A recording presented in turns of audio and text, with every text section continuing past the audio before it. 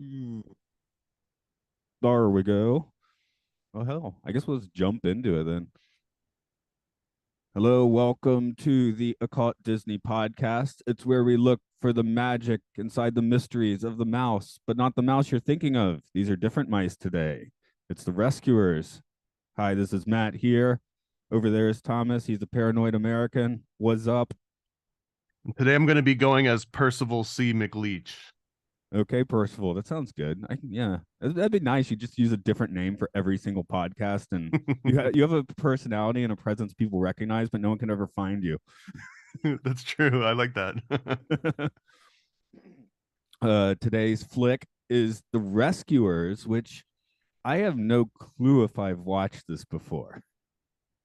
I know for a fact that I watched this one many, many, many times, but I didn't remember almost any of it. I remember John Candy's voice, and like there was a few scenes that I caught myself watching that felt like I was watching something I'd never seen before, but I could recite the dialogue like word for word. It was like a weird like I was MK Ultra triggered at some point and just started reciting the script for this movie, which kind of freaked me out, to be honest. I don't think we get your candy till the second one, but yeah, this one's the Bob. Yeah, this one's got well, both of them have Bob Newhart, which is a little bit weird. Um, but one of the reasons I was saying I wasn't sure if I've seen this is when I was a kid, I had like this little weird, plastic hand crank thing where you put a cartridge in and watch 30 seconds of something silent. And I remember we had like three or four of those for the rescuers, like the albatross landing and stuff. So I'm like, Mm-hmm. I don't know if I've actually seen the movie or just seen these like early 80s kids toy, film clips. um I mean those I definitely remember like with the albatross, running him forward, then running him backward and like why he's landing. Now he's flying away backwards. So that was fun for me at the time. Yeah. When you're 3 years old, that's great. I guess this one gets into some weird territory, even for this is like what people accuse Disney of now sometimes, right? Like the rescuers, we have all this weird like, kids off the radar being kidnapped and like trafficked or whatever. I'm like, that's kind of raw stuff watching it today. And what's funny too is that this movie originally got buried because the political undertones, quote unquote, that Walt Disney saw in the movie.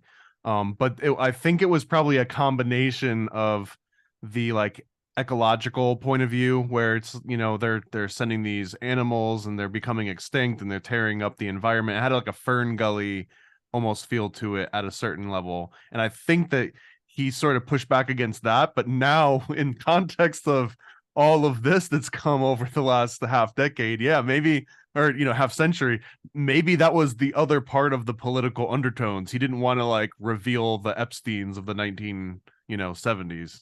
Not like the Sex Pistols. You've seen those clips, yeah? I haven't. No, what are the Sex Pistols Oh, clips? Johnny Rotten. I maybe the interview was like published later, but it was something like 1977 they just went on and cursed up a storm on the BBC. That was fun. And then I think it was 79 where Johnny Rotten, John Lennon was actually outing Jimmy Savile like in 1979. Like, oh yeah, that nonce at the BBC, we all know what he's up to. And then the interview was like, I think that one was buried for quite a while, but yeah, so thumbs up Is to now was Johnny that was Rotten. that like a prophecy, or like did he actually know that and he was revealing information, or was that just him calling someone a nonce and then happening to be right about it? No, the point was if you were at the BBC, everybody knew, like it wasn't a secret within circles. It was just like the general public didn't Mm. know. So, It was an Epstein situation. exactly. Yeah. So that's kind of where that went. So I guess we can start a little bit lighter on this one. Well, I think that already that ship has sailed a little bit. Okay, Sacre Bleu.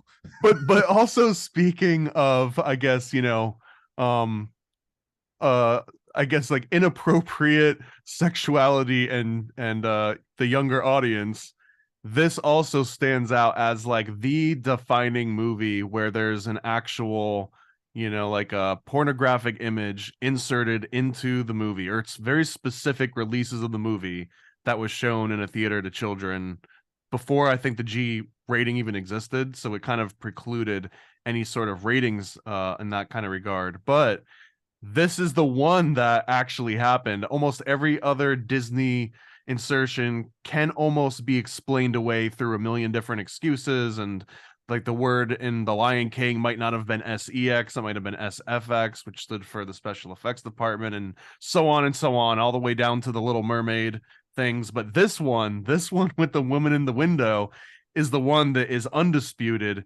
And I feel like we need to start out on that, because when it comes to occult Disney, and which literally just means things hidden in Disney, this is the one that you can point at and say this is real.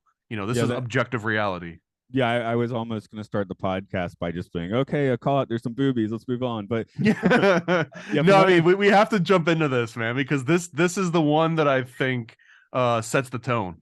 yeah, I think 1997 is the demarcation point. Like if the original VHS or whatever and the theatrical releases had it, and they finally caught it in 97. So I think DVD and Blu-ray and streaming, it has now been edited out. Um, Yeah, although I checked. The version that I watched was like the remastered new version, so it definitely did not have it in there, of course. yeah, I didn't have the time to look for that anyway. Although I believe I have looked for the Lion King bit before, because If you who know it, hasn't? see, that's another thing too, is people are like, oh well, even if you knew it was there, you wouldn't be able to see it unless you freeze framed it. That's not true. If you watch it at regular speed and you know what you're looking for, you 100% can see it for those 2 frames that it's in. It just shows as like a little orange box when as it goes by. But if you know what you're looking for, you know exactly where to look, you could absolutely see it. So that's a little bit of, there's so many weird like myths baked into this, and just Disney in general. Again, this one's such a perfect entry point for all of that. I mean, I think way more problematic than, like, a quick burlesque shot is we see they animate a little bit too much of Penny several times. And I feel like it's the only time I've seen that in a Disney movie. Really? Yeah, I mean, there's shots where, she's like going into her nightgown or being carried around. You're like, huh, they're showing an awful lot of a little girl there, which I thought that was weird. Well, I mean, even in the sequel, they kind of they sexualize these mice to increasing degrees. And again, this was another like hidden sort of thing. And it's an interesting theory that I came across. I don't give it any credit, but it's an interesting one enough to bring up, is that Disney might have injected a little bit of this controversial sort of animation and stuff just to get another crowd boosting the sales, specifically for a re-release of a movie that might not have been a complete blockbuster when they released it theatrically. When they re-release it and it's like, oh, but we had to take boobies out, all of a sudden that could be like another sort of incentive to get people to go out and buy what they think is now this like banned material. And one of the best examples of this maybe being somewhat truthful is the Roger Rabbit had like like a deleted scene where someone actually drew like 1 frame of Jessica Rabbit falling out of a car with her legs open and not wearing anything under it. I mean, it was just a flesh colored, cell shaded, like 1 by 1 centimeter inch area, but someone drew that and knew what they were drawing as they drew it, and they put it in, but then took it back out, but then put it back in as a deleted scene, which feels like, controversy created, like a manufactured controversy. I had just gotten to thinking, maybe I mentioned on here, because I was like 10 years old, but I still had a little stuffed Roger Rabbit around when that movie came out. I was like, I wonder how many boys were walking around with stuffed Jessica Rabbits. I mean, they had to have made some. I don't know. It was big. I mean, that was directed to me at that age when that movie came out. And I remember even the Nintendo game had a secret level where when you went to the club and Jessica Rabbit was on stage, if you looked under the table, then it would give you like an 800 number that you could call, and it would be Jessica Rabbit giving you tips about how to play the game, and that you could give like dogs a steak to keep them away or something like that. Oh, that's exciting. Yeah, yeah, I do. It was like remember. a very sexy voice too, of course, because it was Jessica Rabbit. Yeah, it's So Jessica you got Rabbit. these like little kids calling up to get Nintendo tips, getting talked to by a sultry vixen. Well, here we have Bianca as our sex pot rabbit, excuse me, mouse, um, like kind of I guess that's what the boar thing or something. I don't know, because she just like really warms up to Bernard like for no reason too quickly, which that was weird. And speaking of cartoon characters stripping, I wrote in my notes like right before they fly off on the albatross, she seems to just strip for no reason. Then the next scene they're on the albatross and she's wearing clothes again. I'm like, what's happening? Well, I mean, it was like getting into like a limo, going to like a nice place. That's just accepted that you're gonna take your clothes off first. Yeah, yeah, okay, yeah, yeah, that makes sense. Those swinger clubs, right? And then gotta do it there. Um, but yeah, so apparently she is Hungarian because of the actress, and uh, Bernard is kind of weird. How familiar are you with Bob Newhart? I mean, I know who he is. I've obviously seen a lot of clips of him in the military. He's like a god. There's all sorts of like Newhart halls and stuff. But I also know him from the Mary Tyler Moore show, I believe, right? Wasn't he like the boss in that show?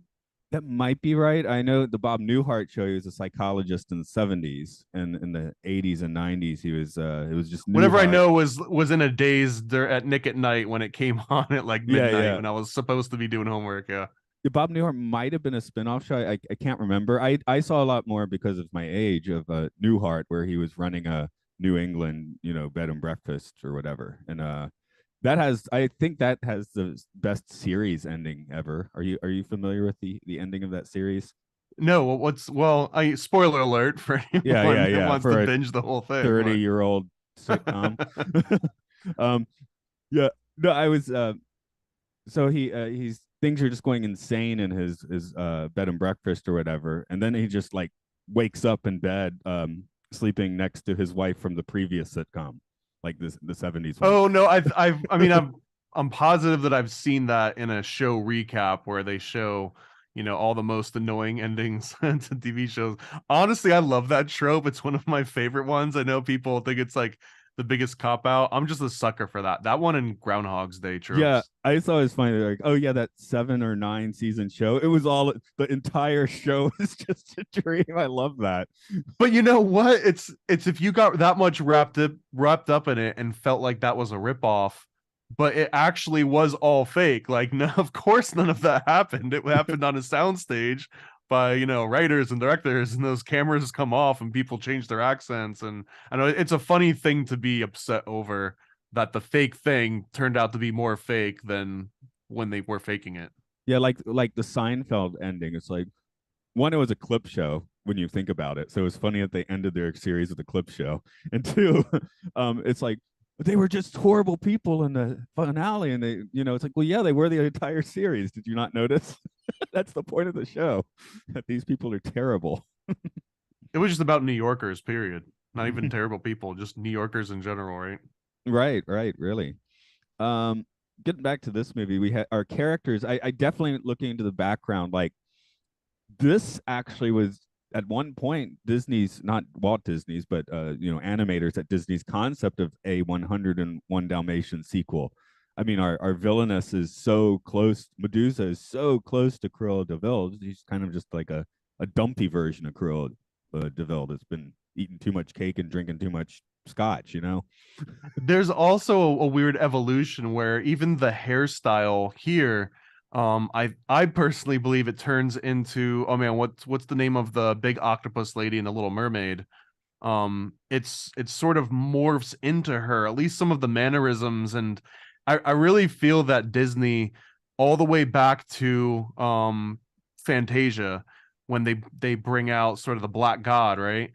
I think that they've been developing the same villains. So every time we see a new Disney movie, that's the villain. It all comes from the Black God, of that like Faustian tale that they show you, but it just kind of like morphs in different ways. So in one movie it's Cruella de Vil, and it keeps evolving. It turns into Maleficent with the same kind of silhouette we've brought up a few different times. But even the hairstyle of the villain of this movie, it has the horns, right? Like I don't know, I really do feel that they keep like developing this like evil entity, and they just keep kind of like shaping its body for all the movies, but it's the same kind of that like evil trope. I think Yeah, they're manifesting it. that's the Fantasia spell casting of Chernobog, which Chernobog has to keep showing up in some form, right? I Yeah, mean, I yeah, call him the Black God because that's what the name translates to. yeah, yeah. So, oh, okay, we're going from that's cool. Yeah, I Chernobog, never, yeah. yeah, no, I got it now. Ursula. It took. I literally Ursula, there sat you go. there. I literally sat there thinking about it for like a minute because I was like, all I could think. You hear Medusa and you just can't like think of Ursula now. But it comes back to your point. It's kind of the same sort of template, right? I mean, they make her purple and fat and they put her underwater, but it's kind of the same Bleach your ish hair. character. And I don't even know if it's necessarily because of like a lack of creativity. I really do think that they're improving and working and just constantly molding the same character. It's almost like they keep casting, you know how Disney loved to cast the same voice actors over and over for different sort of characters, because they brought all this personality with them. I think it's kind of like that, but it's a fictional character that they've kind of created in this ethereal space, and they just keep casting her over and over again. Well, I mean, it's kind of like how you could argue a lot of the Disney princesses are basically the same character, right?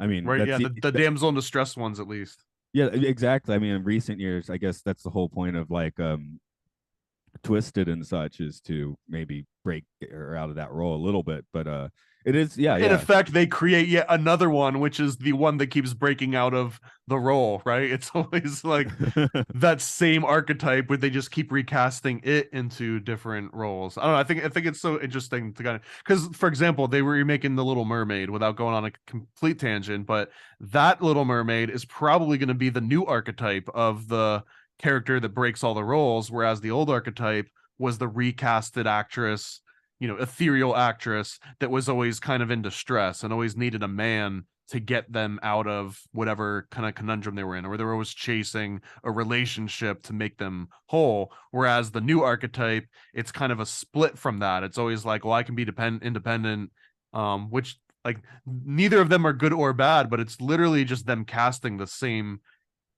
character over and over again and dressing it up slightly differently. Although break it up here, yeah, the villainness is like almost disturbingly in the archetype, like just like your two shades from Cruella, like but the heroes in this movie are a little bit, I think they break the mold a little bit, partly because I guess they're kind of sort of half based on their famous voice actors. Like it's they have a different vibe. I mean, I just watched Well, Bernard is the most unwitting, I think, so far of a lot of the sort of protagonists of the Disney movies.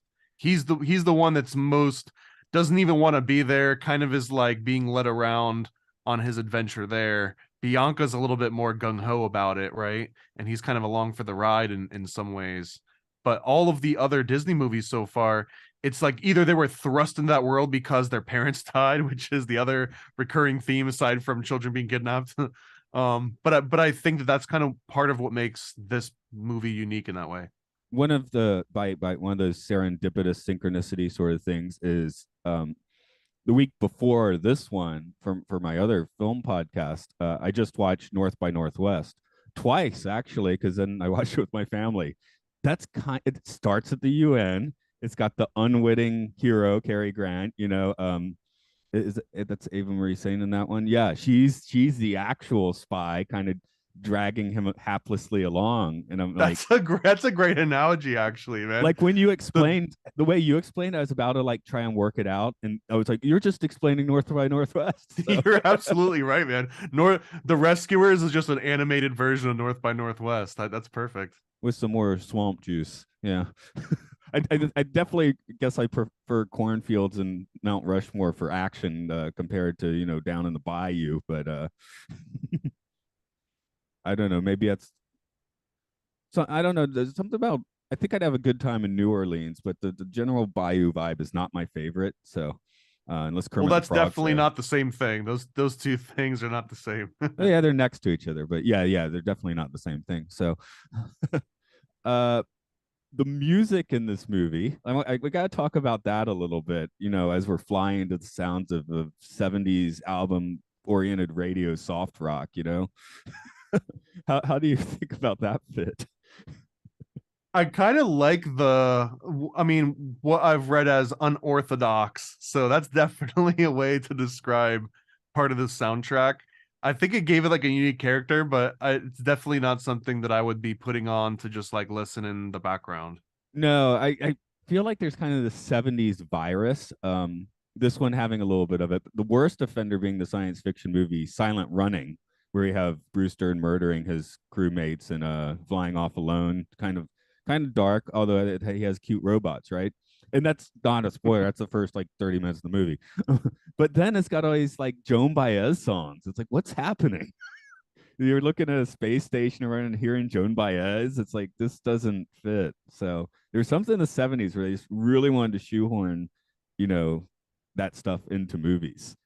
Like I think I'd be What more likely to just listen to it than have it on my soundtrack, you know?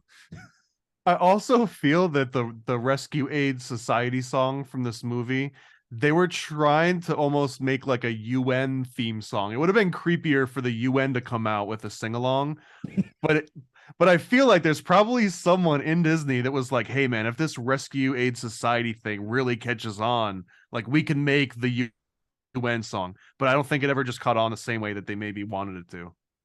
Yeah. The other music note I made here is some of the place setting music, especially when we're getting to the villains or about to start our adventurous climax of the movie or whatever, is there's a few bits of music that sound like Kundun, like the Philip Glass score from Kundun, which is supposed to be kind of like the Tibetan metaphysical vibe thing. And I was like, that's an interesting take for something in 1977. Just kind of that threw me off. I liked it. I It was was just the like, end of the psychedelic era, man. People still had the leftover instruments and the leftover drugs. So I think everyone was getting every other last sort of hurrah out of their system before the 80s took hold and it was all just synthesizer music. oh, I could do that now. I get the ukulele and an analog synthesizer, some bongos. Yeah, I could have a blast. I do have a blast pretty often. This was an interesting note that I found too when I was looking up the notes of this movie is that some of the sound effects were reused from Fox and the Hound, where I guess the grizzly bear makes the exact same growling noise as Brutus and Nero do in this one. Oh, you got to flip the script though. It's here first. This one's 77. That Oh, one's that yeah. 80. Either way, either way. Yeah. The other point being when we did, because we did Fox and the Hound, what, like 4 months ago? So it feels like it was earlier. Um, but we talked about that one, how it was kind of a transition film where the animation studio was kind of breaking down, right? Whereas this one seemed to be a more of a better oiled handoff, I guess, because this is the last one where we have like a lot of the nine old men, and where we are getting the new animators. I think they had like an actual kind of program to, you could audition to be one of the new animators, and they ended up with something like 25 new animators, which started work on here. Keep in mind, it had been a long time since Disney had put out a feature length animated film when they put out The Rescuers. The one before this is Robin Hood, which is like 4 years earlier, 5 years earlier, something like that. So there was quite a long work, a lot of work put in this movie, I guess, because they've been just were working on it for 4 years. I mean, how did you feel it held up to? Well, actually, what's your favorite one so far out of all the ones we've watched? Like out of all the Disney movies, Out of all the ones we've watched so far up to this point. I mean, I still think I gotta. In the end, I'm gonna stick with Dumbo, but I'm trying to think of which one like has like really gone up in my book. Um, oh, the Sword in the Stone. No, it wasn't the Sword in the Stone.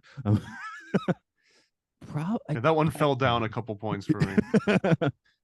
I guess the one that I ended up preferring. Geez, No my mobile. brain. You can say it. It could be the No Mobile. I don't know. Yeah, Fox and the Hound is up there. I should probably look at the list to really work it out. Um, it's sort of my brain shattering on the question today. So, I guess I'm curious if Fox and the Hound is your 10, where is the first Rescuers movie, the 77 Rescuers movie at? I think I prefer the Fox and the Hound, it just seems a little more consistent. Like this, like I mean, I guess this one is working so far outside of the Disney box. There's a few segments where maybe they don't quite know what they're doing because they're in new territory, which is exciting. But Fox and the Hound is the machine was falling apart as far as their animation department, but it was still churning out pretty good stuff, right? I don't know what's your take. Do you have a favorite now, and the one that's kind of moved up in your book the most? Probably, I think maybe my favorite was always Robin Hood, and it has remained to be Robin Hood. But Rescuers Down Under, like I mentioned, was like implanted in my brain somewhere where I have to put it in very high rating. I have to give it at least a 7 or an 8, even though rewatching it, I don't know if it deserves any of that by merit alone. For whatever reason, it's like it just fits into like a groove that's been etched into my skull somehow. Yeah, I guess my actual answer is I like Robin Hood a lot, but just the credit sequence from that, the opening credits, I think that's where I was like, whoa, this is That one great. and the whistle stop song, like that'll just never not be my favorite Disney song, even though it's just not necessarily lyrics. It's just like a guy, improvising. It's kind of like a scat man. Yeah. Just up to this point, I'm not willing to abandon my pink elephants, I guess is what I'm saying. So I'm trying to figure out which one moved up the most in my book. But they get an homage, right? They get an homage in well, almost every movie. I almost consider the drunk elephants the real hidden Mickey. Because I mean the hidden Mickey, everyone knows about the hidden Mickey, but whenever you see that elephant pop up, I feel like that's kind of the real version of it. But in Robin Hood, they are, I guess, sort of like soldiers or something. They're like the Foot Clan of the villains in that movie. You don't really see them often. I think it's just in the credits and in like one or two scenes. Yeah, and like the Aristocats, I that's pretty low on my list as far as like how I like it. But that weird, again, the weird psychedelic scene from the early 70s like definitely won me over. So that segment I was like, okay, we're like 50 minutes into this movie and now I'm on fire. That's good.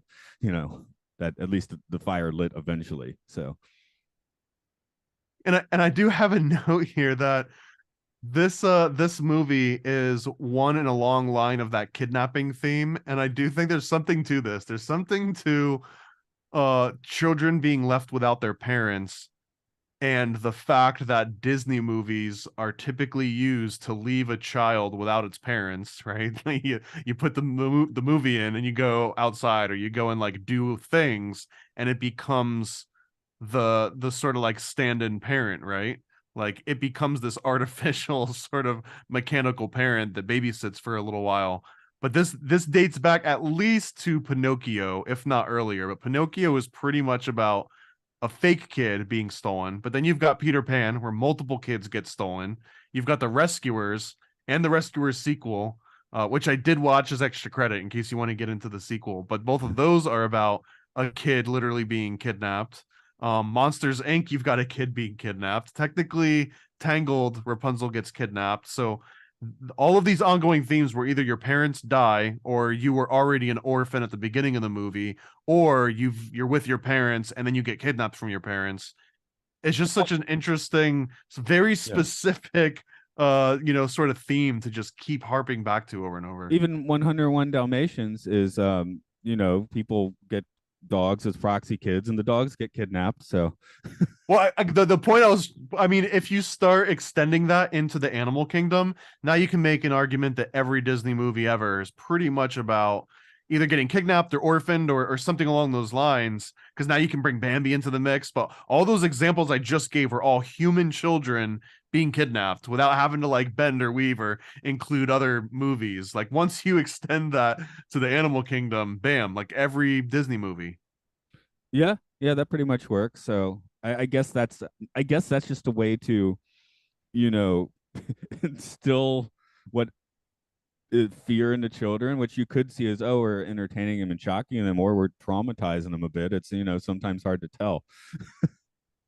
Getting back to Mr. Toad, when you Honestly, go to I think it's like a cheat code, man. It's like I mean, dating myself with a Game Genie reference, but it's like storytellers at a certain point just realize, oh, there's these very specific themes that we can hark onto, and it's almost like a platonic solid or or like a sacred geometry, except it's like, oh, if you just do these things, you play a sad violin and a slow piano, very softly, and then say some children's like parents died or that they're being taken away from their children or whatever, you can just evoke an emotional response and a connection. And it doesn't even have to be a good storyline necessarily. If you can just play those things in the right order, in the right sequence, it's almost like anyone with really good rhetoric can convince you of things that don't exist or that nobody else cares about just through the way that they present it. So I feel like Disney almost like came up on this thing, realized it worked great, and they're just like, let's just keep flexing that muscle over and over again. And they don't necessarily ever have to change the script. I mean, all the way up to the Lion King and beyond, right? It's kind of that same emotional setup. And I don't know if they need to change it, because I think I also liken it to certain commercials where they know they've got a 30-second format, and you always want to show the company logo within the last 2 to 3 seconds of whatever your commercial length is, and you always kind of build up to it, and then you throw this logo out, and that's usually when the music fades out or dies down or lowers its tempo or becomes kind of less aggressive, because they've already embedded all of that information, and now they want you to like be calm, relax, and then your takeaway is this like soothing logo that brought you out of the chaos. And I just think it's that same concept here, where Disney presents that chaos and it's like, and here's the solution, and here's the music, and here's this formulaic way. I'm sitting here trying to work out their films and wondering if that's why, because this is the crop of animators where they did get in like Tim Burton and Don Bluth, and Bluth had been around a bit by this point. I think this is Rescuers is where he actually got to start like doing proper directing, like animation directing. But he's still relatively new to the game at this point. Burt, I guess John Lasseter hangs around, but in a kind of weird roundabout way. But maybe they were trying to, screw with the formula, and it just didn't take. And yeah, I could definitely see that. I could definitely see that with Tim Burton. I mean, that's kind of his like, you know, narrative, right? That he couldn't fit there and makes weird animated Frankenweenie or whatever, right? I mean, or maybe that just like that theme of being separated from the parents just took like a very dark note into Tim Burton's psyche as he That could pushed be that it too, narrative. because yeah, you got your not anime, but yeah, Edward Scissorhands or something. I guess has sort of that vibe. It Although I guess definitely is that vibe, man. It's he's it's Pinocchio. he's Pinocchio 100%, and he's also kind of like a child, at least mentally, even though he looks like, I guess in the movie he looks like he's like 17 or whatever. I don't know how old Johnny Depp was at that point, but he acts like a 5-year-old. He's got the emotional response of a 5-year-old. Yeah, so I guess I guess in his case it was more just like the aesthetic he was looking for than something else. Oh, I had a good point I was going to make, but it just left my head. Oh well. Oh, another trope. The happy drunk was definitely, those buttons were pressed pretty hard in this movie, where you're just that what animal is he? Are drunk in this one? I just wrote drunk paw. Is he another mice? Anyway, yeah. With all the moonshine, just pouring it into people. Again, that's like North by Northwest. They poured a bottle of bourbon into me. We got this mouse just pouring bottles into everybody. You're making an outstanding case for this North by Northwest sort of synchronism. Didn't even come up until we started. My only thing in the notes is fine building. They've got that UN, and I just watched North by the Northwest, but it's this podcast where I'm kind of like tying it together a little bit more. Um, even the Mouse Squad or whatever it's called. I mean, that's a little bit like your CIA, because that's North by Northwest is the first or close to the first film reference to the CIA. So here we have our underground mouse society. We also have another reoccurring Disney trope. Another of my favorites is the backwoods hillbilly Appalachian redneck. And in Yeah. this one, it's oh god, what's it? Deadeye. In this one, it's Deadeye, who was the same voice as Lafayette in The Aristocrats, the dog, which was this guy, I had to look up his name, George Smith Lindsay. One of my favorite sort of animated voices by far. And yeah. So that definitely works out in this one. Man, I lost my train of thought again. That's too bad. What is your favorite character in this one? I guess this one does have a lot of like kind of standout characters. Again, having notable voice actors. Well, no, notable actors. I guess they're not. This is the case where getting actors to do voice acting kind of works. I think probably because they just base the characters on whoever was doing it. So I have to separate the voice actors from the characters of the movie because otherwise it's unfair. I'll just keep voting for like my favorite voice actors, which probably would have been Deadeye. But my favorite character for sure is Madame Medusa. There's no way that she's not the star of this entire movie. I could care less about the mice and the UN. I think the UN should be completely dismantled. But Madame Medusa would be just the type of person that could dismantle a mouse-driven UN. So I'm kind of on her side, not just in the theme of the movie, but I think she has that crazy look in her eye where I want to follow her story. I don't want to know about the UN and like what these mice do in a day. I want to know what Madame Medusa does on like a normal day and like a day that goes good for her when her nefarious plans work out. Like I would absolutely love to see a Cruella movie, but you know, called Medusa or something on this lady. Well, I don't know. Considering her living situation, I'm going to guess a few of her plans haven't gone so well. But hey, that could be fun to watch as well. No problem with that. Yeah, I guess it did just bug me how close she was to Cruella a little bit. Otherwise, yes, definitely good stuff there. Well, they almost used Cruella de Vil's character itself on this movie, or at least certain animated frames from that. So this was almost going to be a Baloo Little John situation. But they ended up not going that direction. But obviously, some of that DNA was still left over, even though they didn't necessarily repeat the exact same frames. There's so much of Cruella de Vil. I think like the high cheekbones and that like kind of like Scully look in a way.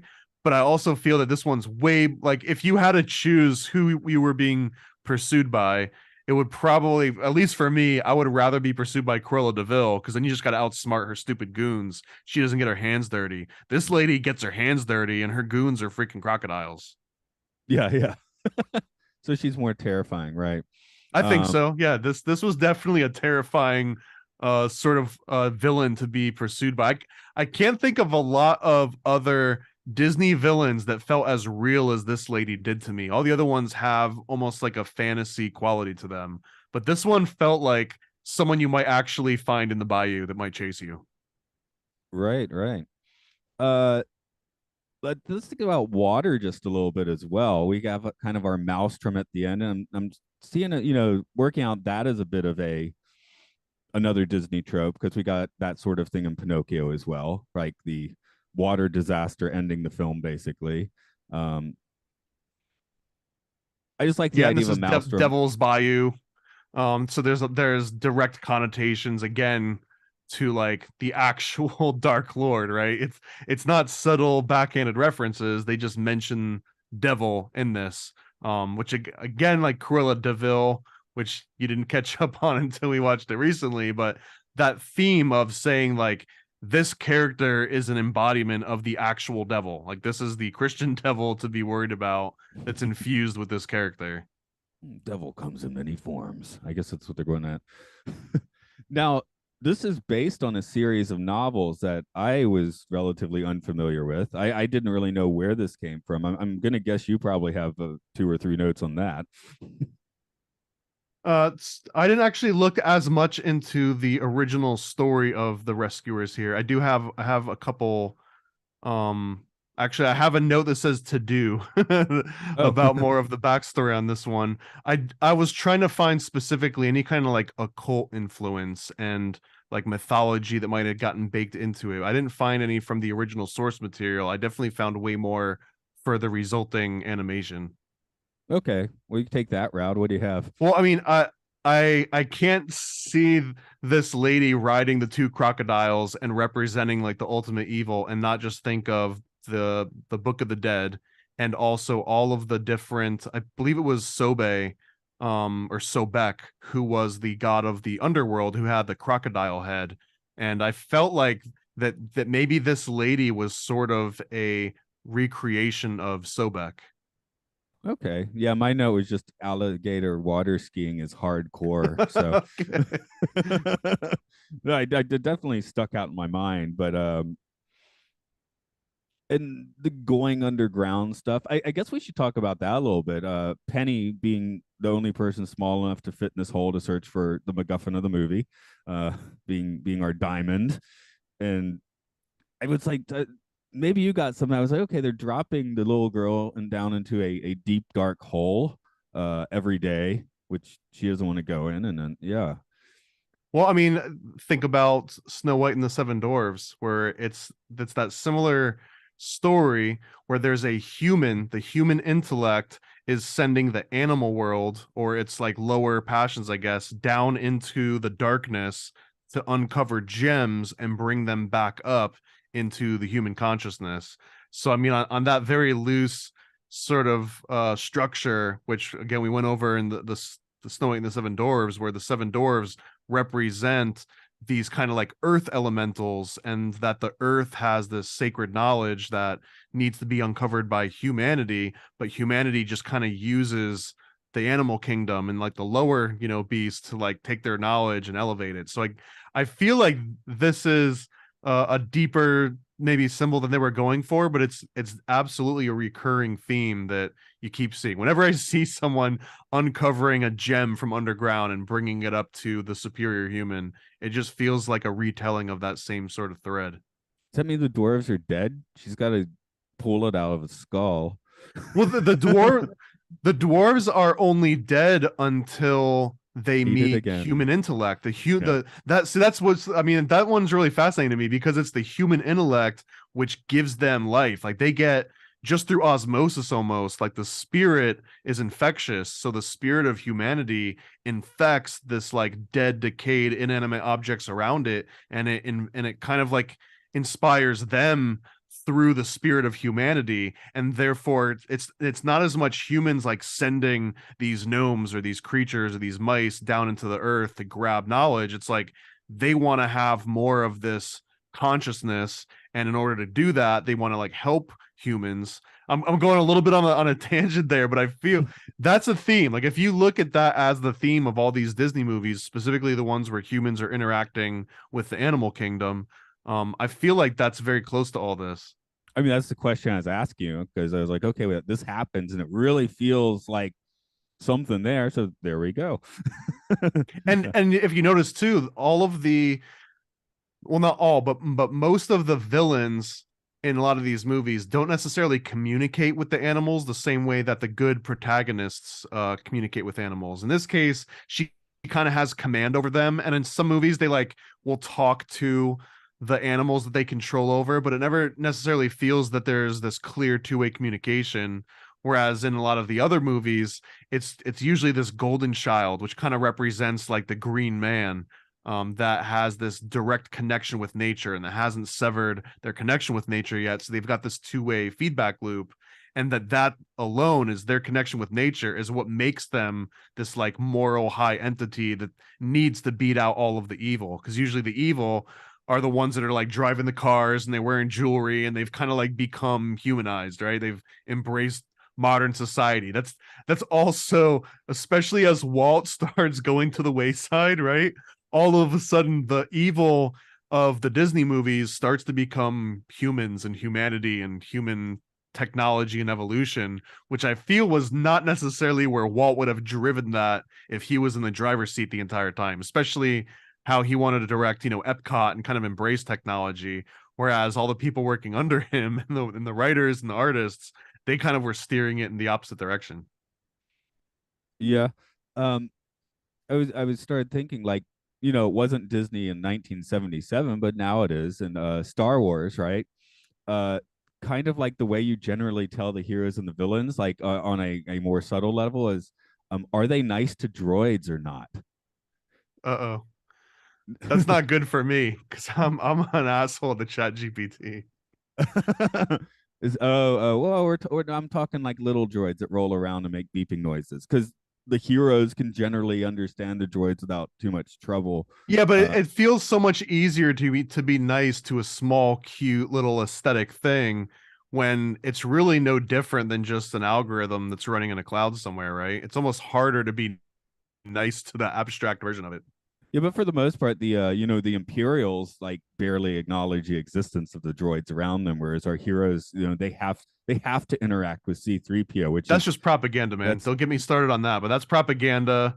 I don't think that the rebels, I think the rebels shot first. I've definitely fallen to that camp, and I think that every single Star Wars movie has just been propaganda to change the narrative. it's all Rebel Alliance made propaganda. It's the Empire was actually for the good of everybody, and the Rebel Alliance is represents chaos in a system that doesn't need chaos. So in this case, you're supporting the Empire. Okay, that's cool. I don't know if it's as much supporting the Empire as just denying the benevolence of the rebels. But actually, that still works with my little metaphor, because if it's rebel propaganda, that's the trope they're putting into the rebel propaganda, that the rebels are nice to droids Ah, and the classic Empire's not. reverse trope. The reverse trope. It still kind of it fits, because you still have in that case you have artists from the fake world making movies. Hmm. I don't even know what that sentence means. Okay. Should probably wrap a bow on that Star Wars tangent. Let's talk about the albatross. Uh, they apparently went with the albatross because it lands awkwardly, and they thought that would be funny. But then, notoriously, the albatross is the at sea symbol of like death, right? Again, I mean, there's so many connections to mythology of death in this movie and every Disney movie. Yeah, because what is it? If you're on land, it's a vulture. If you're at sea, it's an albatross. It's that bad portent. I don't know if albatrosses eat corpses or anything, but well, that actually repeats a little bit in the sequel as well, where the main sort of, I don't know if you want to call it a guffin, but like the thing that they're after is this great golden eagle, and that great golden eagle also, it was what you call a kleptoparasite, which I believe albatrosses are as well. It's where you make it part of your feeding strategy to steal food from other animals. right, okay, yeah, I actually do want to kind of give that movie its full due when we get to it, because that Okay. Down Under is the direct second Disney Renaissance movie, so it's the direct follow up to Little Mermaid, I guess, Disney narrative wise. So I thought, and at that time the only sequel they had made, so it might be interesting to hit that on its own. Oh, I didn't Also, know that. I didn't know that you at all. you've got it memorized. I've never seen it, so that should be a fun way to approach it. Let me see. I did like, getting back to the music just a little bit. I did definitely like the glam disco spy music. That was some 70s stuff that was up my alley for sure. More than the flying around to AOR rock. AOR, yeah, I got that right. Okay. And I just wanted to mention too that I think my close second for favorite are probably Brutus and Nero, but also just because Brutus and Nero being those two crocodiles, I think they probably hold the most symbolism, but also they're named after, the Romans, which I don't know. I feel like anytime Disney makes a direct connection to a historical entity, again, that's kind of tapping into, I want to be woo-woo about it, but like an energy center, right? So that you tap into these names and these characters that have gravitas built in, and they already kind of infer things that are way deeper than the character that they're portraying. I think that's just like another classic Disney spell where it almost makes all of their characters feel so much more influential. Like even Madame Medusa, right?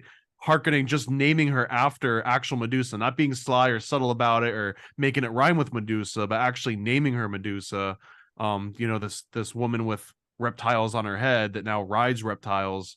I feel like it's not just coincidence. Like there's these themes that get baked in for very specific reasons. Okay, yeah, that's what makes her reptiles that she water skis on. Okay, I was honestly just like, because they animated rolls of fat, and I was like, is that supposed to turn you into stone? Maybe that's it.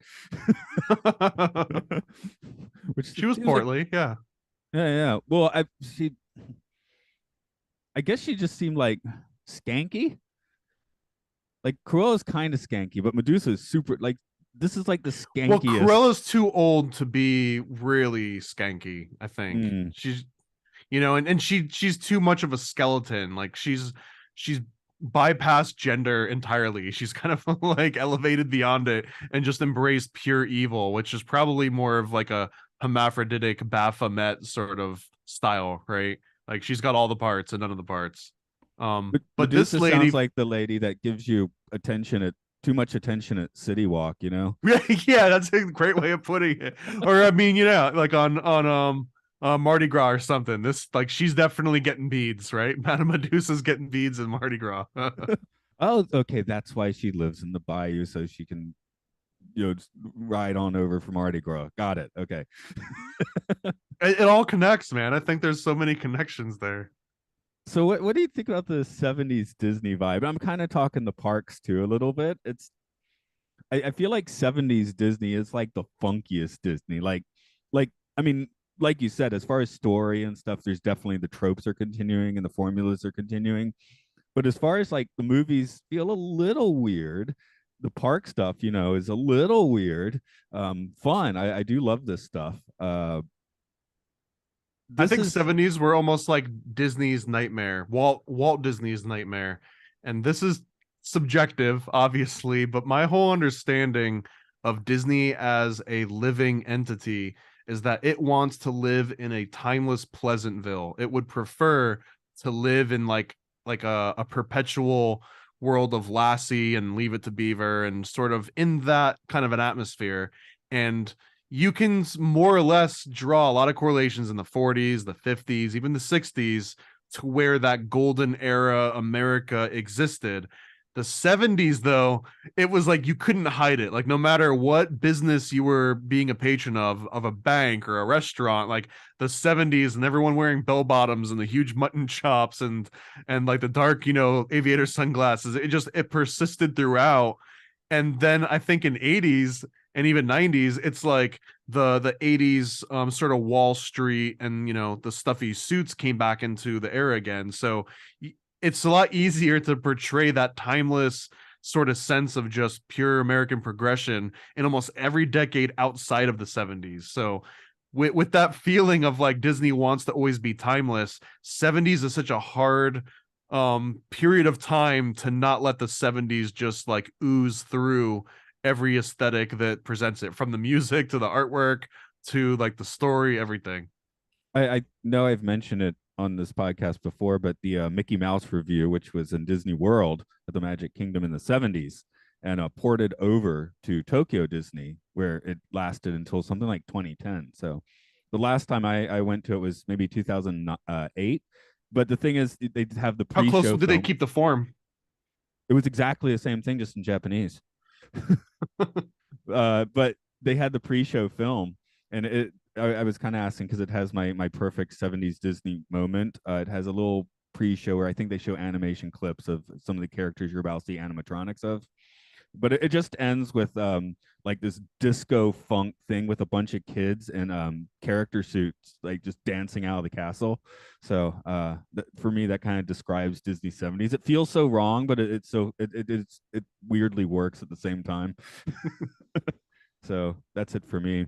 Now the place I would like to time travel to in 1977 is not to see the Rescuers, not for the premiere of Star Wars. That would be to go see the short-lived world of Sid and Marty Krofft, which was in Atlanta for about 6 months. Are you familiar with this one? What is this? Oh, this is Sid and Marty Krofft, right? Lidsville, HR Puffin stuff. Okay, I know HR Puffin stuff, but I never watched. I mean, I've seen it on like YouTube, but I definitely did not watch it as a kid. I only learned about it after college and military. Okay, make a note now to just watch one episode of Lidsville and see where that takes you. What is it, Led's villain? Lidsville, like a lid of weed, man. But it's about hats, of course. It's lid. So, a, like, a lid of weed was also a very 70s phrase, right? right. So it's funny that they did. Oh yeah, okay. Yeah, Sid and Marty Krofft, especially in the 70s, is basically like if funky 70s Disney had like taken way too much acid and just steered it in orange for like 2 weeks, you know. So So like the Salvador Dali contribution to Fantasia. Yeah. So the World Cinema Croft is in what I forget the name of the building, but it's the one now it's CNN Center, right? So this weird psychedelic indoor amusement park is in exactly the same spot that is now CNN World headquarters. So you'd ride up the escalator that takes you up however many floors, and you just go down, and there'd be all these weird experiences. You get in a ball, and it's supposed to like you're riding around in a pinball machine, just weird stuff. But yeah, downtown Atlanta was considered extremely dangerous in 1977, and nobody wanted to go, and the place shuttered after 6 months. But like when I was a kid, so now it's like 1982 or something, 1983. My dad would take me down to see like Sesame Street live, right? And they had converted a couple places from this into like play areas. So I definitely have distinct memories of like playing on like ridiculously psychedelic playgrounds. And apparently at CNN, like if they renovate, sometimes they'll like you take the wallpaper off and they'll find like insane 70s psychedelic patterns behind it that were from the park. So yeah, just I guess yeah, there is fun to the 70s funkiness, and Fox and the Hound definitely has shed itself of most of that, right? Where the Rescuers has it, Robin Hood has it for sure.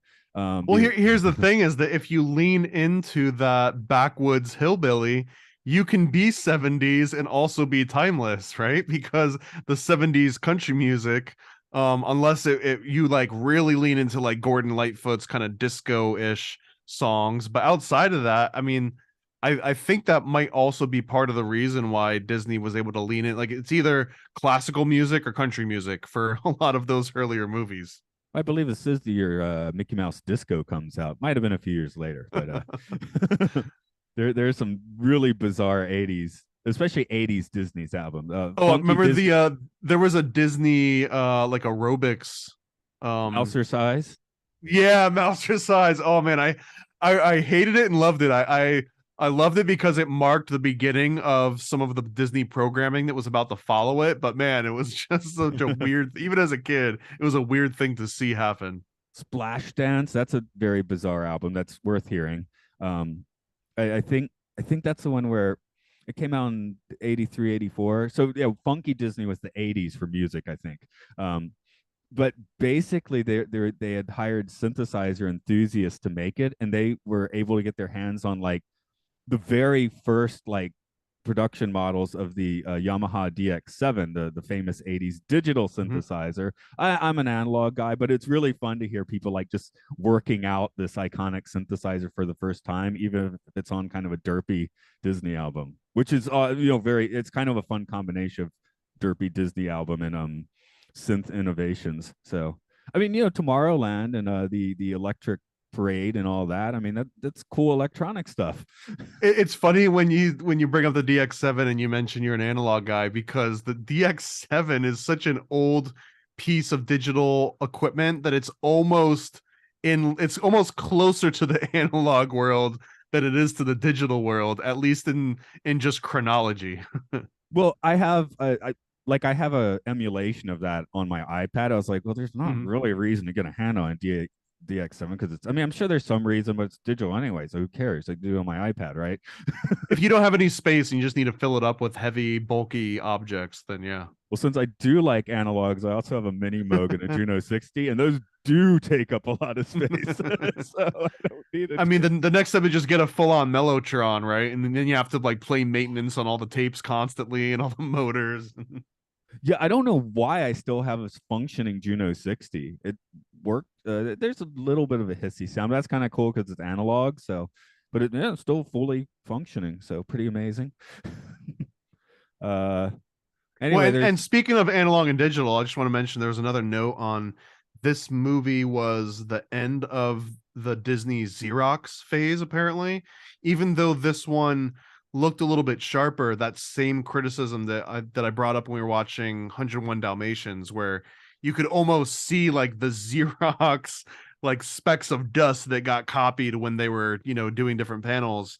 This was, I think, the last time that they used that specific way of doing animation.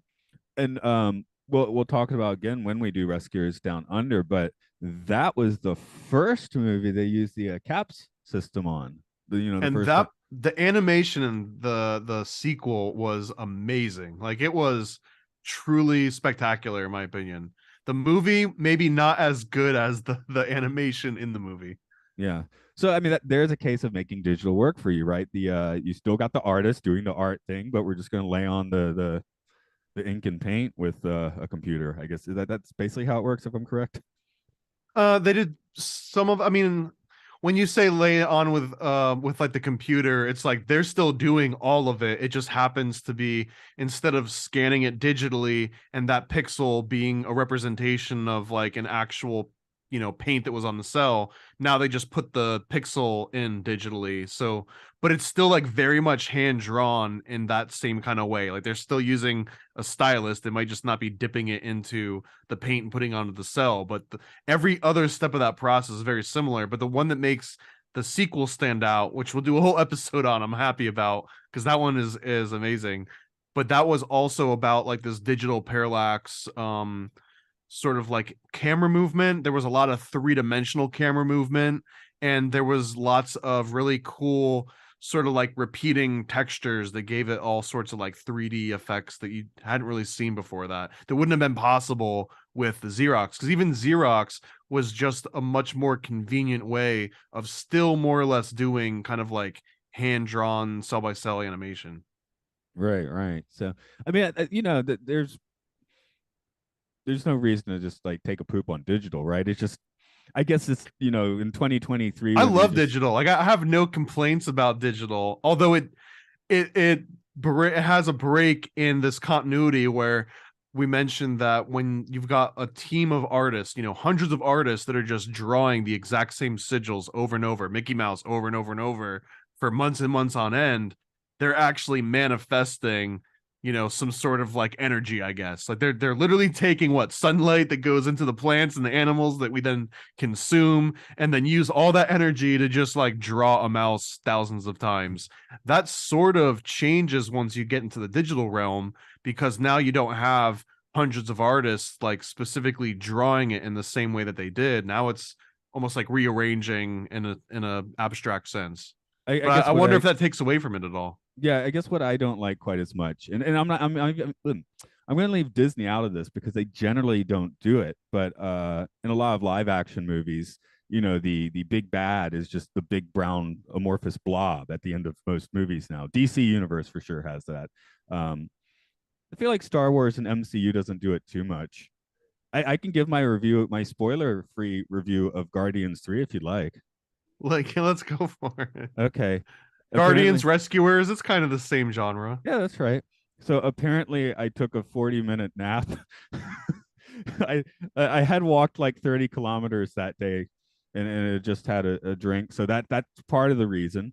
So it might be the movie's fault, but I fell asleep for How long basic was the movie? like That's an two and a important factor. yeah, like 2.5 hours. That's part of the Well, reason there you why. go, right? I mean, consistently the better of these movies so far are usually when they clock in at under 90 minutes, 90's preferably not more perfectly. than 70 minutes, but Yeah, I mean, I watched several Hitchcock films. I watched several Buster Keaton films in the past week too. Didn't fall asleep for those. So, anyway, so the plot that I got from this movie, because the 40 minutes I fell asleep in was the loud noises part, right, with plot twists and loud noises and action. So I basically slept through the whole climax, I guess. So what I saw was a bunch of broken, depressed people and aliens, I guess, and by the end they've sort of resolved things, but it's melancholy and bittersweet. So what I saw was kind of like an Igmar Bergman film because I missed all the action. But I I don't really have I haven't seen an MCU film since Doctor Strange last year. I was just like, okay, Guardians 3, let's give it a shot, and I'm like, no, nope, still not back in on this. So yeah, I mean, technically those are all Disney movies now. I know So, that's why I'm bringing it up because I slept through that part, I guess, but I don't think they have big brown blobs as their villain usually. So Star Wars mostly avoids that. Return. I Jabba guess the Hutt. that's an awesome big brown blob. Blah, blah. And I was going to bring up the Rancor under Jabba as being an awesome big brown blob, but that's also a fantastic model. And original I Jabba is mean, a fantastic model. Chernobog is kind of a big black blob.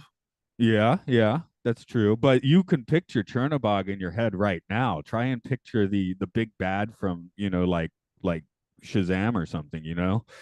And I love Shazam, but it was just like it was, yeah, the climax was just like a bunch of CGI mess. That's what I don't like. I do like something like you Like mentioned. Twister, right? Like the enemy is a tornado. Yeah. That's kind of hard to work out. I can picture Tornado too, but Justice League definitely cannot picture the big bad at the end of that. So that's I guess where the computers Well, the I've got stuff on leaves me this rant cold. on, I don't think on this podcast, but on other podcasts, whenever the Marvel versus DC thing comes up, and my go-to explanation, which I really love, and I don't think I'm completely copying this from a book called All of Our Heroes Wear Spandex, something like those lines. But it kind of describes how DC characters are less relatable to some people because a DC superhero gets their powers from another world. Like you can't be Aquaman or Superman because you don't get to come from outer space, or you don't come from the loins of a literal god. So they're already kind of completely detached from the human experience in some ways. And almost every main DC storyline outside of Batman and other like humans that don't have supernatural abilities, but most of them, they're constantly trying to connect with humanity, but they're completely separate from it. Whereas Marvel movies, and by proxy Disney, it usually starts with the human spirit and an actual human entity, or in, anthropomorphized humans as animals. Bambi's technically a human that just has like an animal body, more so than it's an animal. But that the Marvel slash Disney aspect is that we can relate closer because it always starts with like a normal old rags to riches kind of story, or it starts with an actual person or a flawed human being, and then they gain their powers through a seemingly understandable process that either of us could go through, right? Like there's never a reality, even in your mind, where you get to become Superman, because you can't like make yourself turn into a baby and then get reborn on Krypton and then come to Earth, where now your normal abilities are seen as superhuman. But anyone can, get gamma rays and turn into the Hulk, theoretically, or anyone can be kidnapped by the CIA and given an adamantium, skeleton and claws that come out like Wolverine. But you can't do the same thing with the DC characters. So I think that might play into to like some of the main difference that you might be pointing out between DC and Marvel. Some of it is like a deep archetype. That's why people like Spider-Man so much. You're only one radioactive spider bite away from being Spider-Man, right? And he starts out as a nerdy kid that, sexually frustrated nerdy kid, and then he becomes kind of like this sex icon superhero that everyone, girls want to be with him and guys want to be him. That's kind of Spider-Man in a way. He's funny, he's As smart, long he's as his snarky, mask is he's on. witty, as long as his mask is on, right? But it's the opposite, where Superman has to turn into that mild, meek, Clark Kent. He has to pretend to be the human. So I don't know. That's such a fascinating concept to me that plays out really well. Again, Batman breaks that a little bit. But also Batman, interestingly, came from the detective pulp fiction sort of aspect of DC, literally Detective Comics, where it wasn't about the superhuman aspect. It's specifically when you get into like the superhero world of all of these. Well, he has a superpower of money, right? Right. Yeah. So, how about the rescuers then? Like you said, you can anthropomorphize a little bit, and I said that word wrong, but you can't be a mouse. But okay, maybe we can do the metaphor, but you can't be this small. No one else could make it into that little hole to save Penny, right? So, Maybe, I don't know. I mean, I in don't. that whole, no, that whole particular, no. Yeah, no, But you can always send a lower form to get a possession of high value, whether it's a person or whether it's a diamond, so that kind of archetype still exists. true. No, I was just wrapping around because this movie has a couple of quote unquote heroes, kind of goofy ones, but yeah, they're heroes, right? So I guess I don't know. They work in the UN building. Maybe they aren't, but what would you like the UN building to be? Well, honestly, I think that the current location is pretty apropos. And there's have you ever heard of the Lucius Trust, which I believe is that the UN building where it was originally called the Lucifer Publishing Company, and they have a little meditation room, and that is like the most occult, direct on the nose thing ever. I might be making that up. I'm pretty sure it's in the UN building. So I think it's already where it needs to be. Okay, that's cool. No, it is a very cool building. One of my favorites. As far as looking at it. So that's why I like seeing it twice and this movie in North by Northwest. So yeah, I would probably tell people to chase this with North by Northwest just for some fun. See what you It got. is. So I looked it up. The Lucius Trust is in the UN building, and it was founded by Alice Ann Bailey, who is deep into Madame Blavatsky and Tibetan, theosophy and all of this. So, I mean, if you want them, if we can very easily tie the rescuers to the UN and the UN to the Lucius Trust Company, I mean, man, there is just nonstop occult symbolism, steeped throughout everything related. But it's more about the UN than anything else. So Bernard and what's your name? Bianca are Well, bringers of light. Okay. they are the bringers of light. They're Lucifer, truly Lucifer from the UN, that are trying to bring light into the forces of death, right? The Sobak, the rulers of the underworld, these evil kind of entities that represent death and darkness forever, and they're the ones that are coming to rescue and save everybody, and kind of like Prometheus in a little bit of a way, where it's like part of it is unwitting.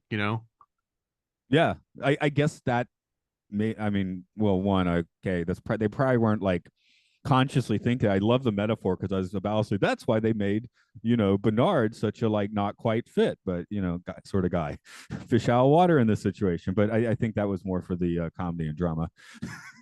But it works is the point. I mean, I guess there's so many subconscious choices artists can make too.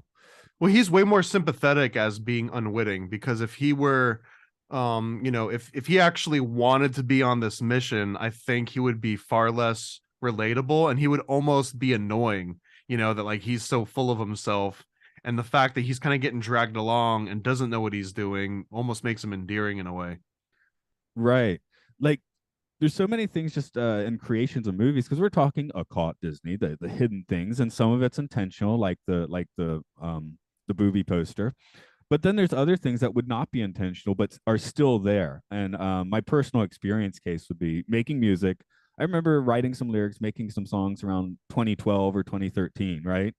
And then around 2018, doing a whole lot of metaphysical reading stuff, listening to music again and being like, I'm explaining these concepts to myself 10 years ago before I knew about them. How does that work? And I know I wrote the lyrics myself. So it's not like some weird conspiracy. It's a conspiracy within myself, right? So Well, I mean, I think it's kind of like we all already know the laws and the rules of everything. Like if you sit there and you move your hand around in the water and you see how the ripples move around, or you do that with like smoke, or anything with that has like a fluid, and then you learn about the fluid mechanics later on. Well, it's not like you didn't ever know that waves existed and like how they worked inherently just as a kid, like playing with water.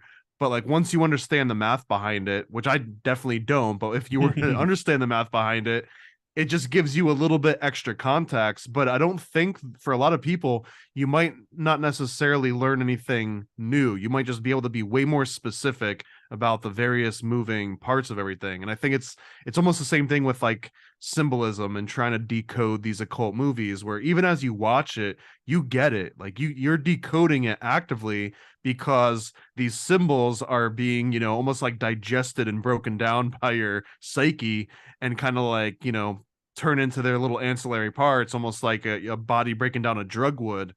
But as you learn, like you don't have to be a pharmacist to feel the effects of the drug. But if you become a pharmacist, you might understand, oh, this component is affecting this part of the body and so on.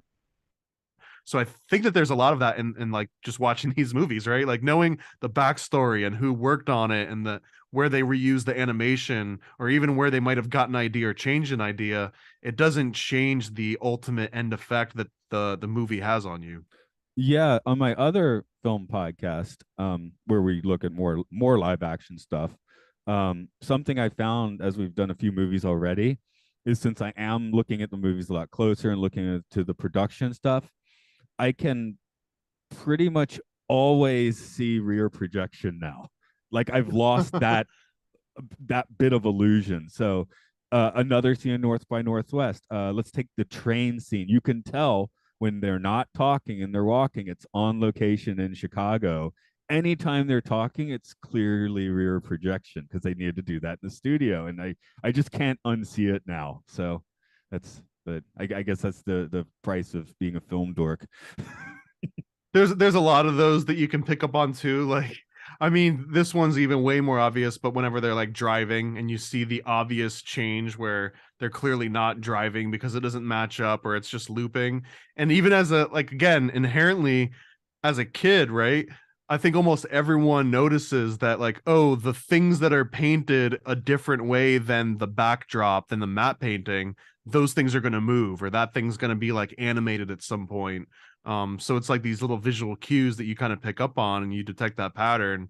And it almost feels like you're inside, you know, like you've got some kind of inside knowledge where it's like, oh, this new scene just showed up and that door is like a more vibrant color than the rest of the background, so I know that like someone's going to go through that door. And then it happens and it's like, oh, I know how the whole world works now.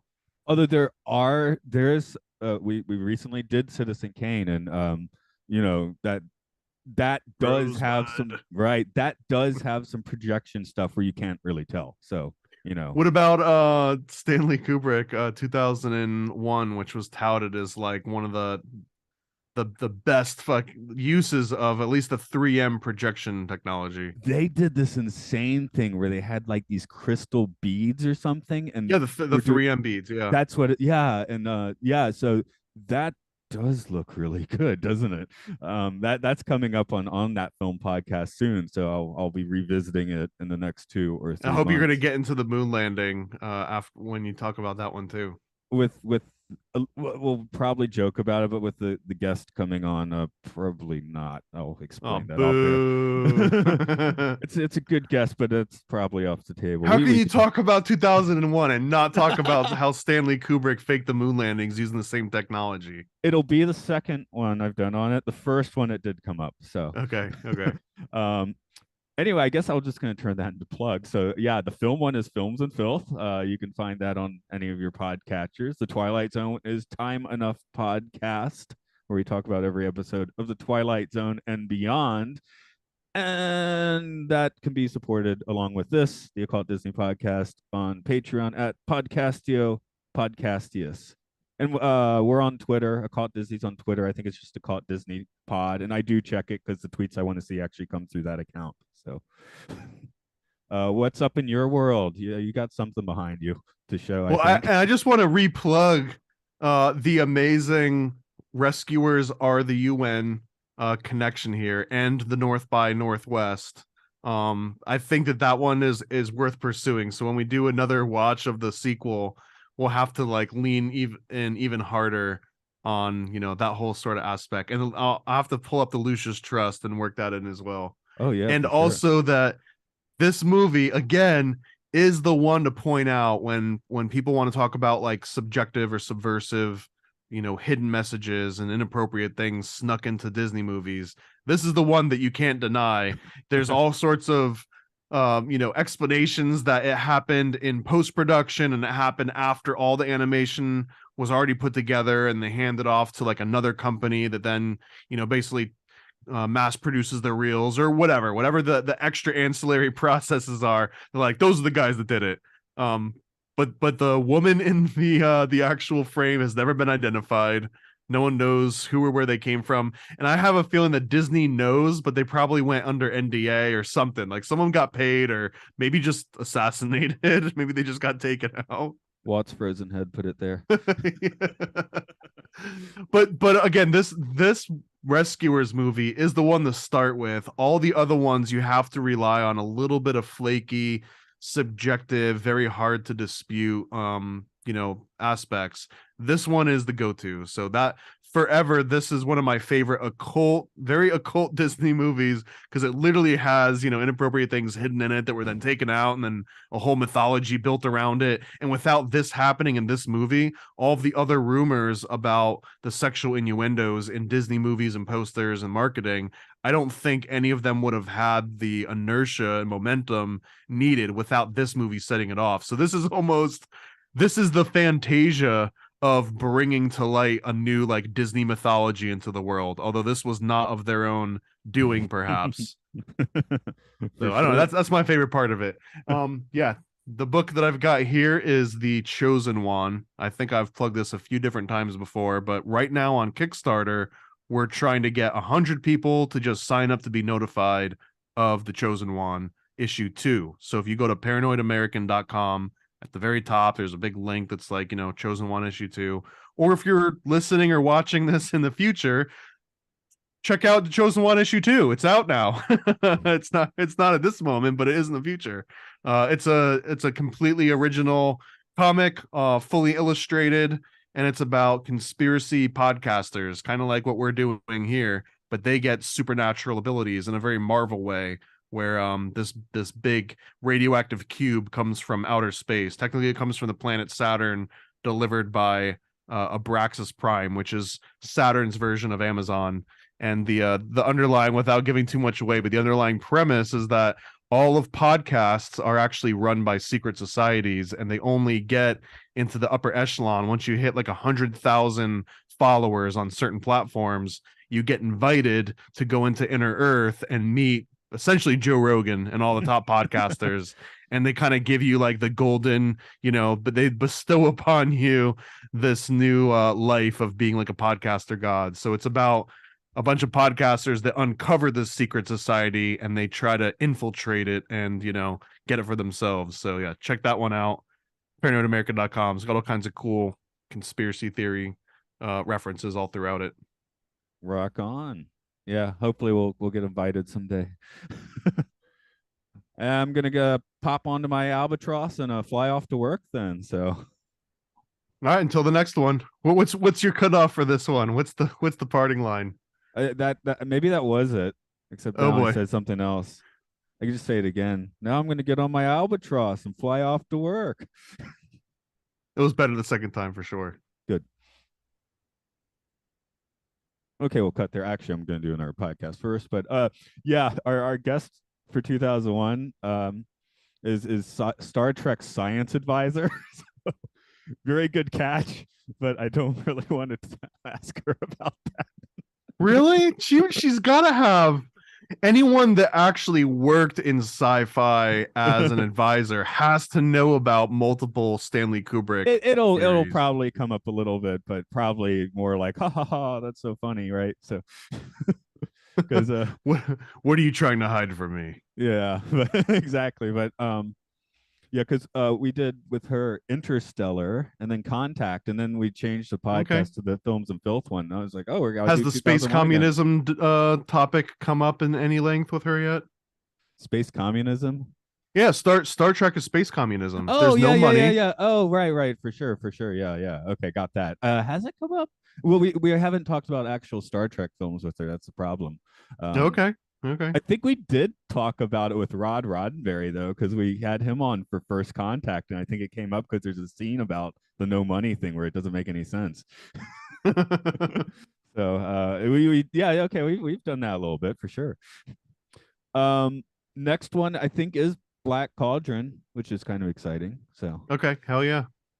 Probably 2 weeks. I think next week I've already got myself pretty much scheduled in, but yeah, I'll also do a message next week about how the following week is looking.